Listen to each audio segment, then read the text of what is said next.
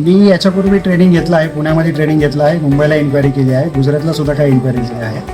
मी पुण्यामध्ये एका ठिकाणी 15,000 रुपये भरून ट्रेनिंगसुद्धा घेतलं आहे. मी दुबईला जाऊन सुद्धा आलो. दुबईला मी 1,00,000 रुपये खर्चसुद्धा करून आलेलो आहे.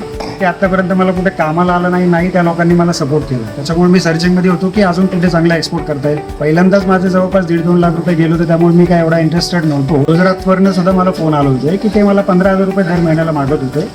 एक्सपोर्टसाठी आणि इम्पोर्टसाठी ते लोक बाहेर शोधून देणार आणि त्याच्यानंतर त्यांच्यावर आम्ही काम करणार, असे बरेचशा लोकांचे मला फोन वगैरे आले. पण मी कुणाकडनंही न जाता AFTमध्ये गेलो. ॲग्री प्रोडक्टवरती काम करण्याची जी सिस्टम आहे, जी प्रोसेस आहे, जी प्रोक्युरमेंट आहे, ती पूर्णपणे समजून घेणं, ती त्याचं गाईडलाईन, त्याचं प्रॅक्टिकल नॉलेज हे EFTवाले पूर्णपणे खूप चांगल्या पद्धतीने सांगतात आणि मनातले जे काही डाऊट आहेत ते पूर्णपणे काढून टाकतात. आज आमची पहिली इराणला शिपमेंट चालली आहे सेमी होस्ट कोकोनटची. माझी वैयक्तिक शिपमेंट चालली आहे, पण ती करण सारांबरोबर आणि EFTमुळे चालली आहे. कारण कुठल्याही गोष्टीचं एक्सपोर्ट करताना किंवा इम्पोर्ट करताना नॉलेज नसताना काम करणं कधीच शक्य नाही आहे. त्यांनी आमच्याकडनं ते काम करून घेतलं.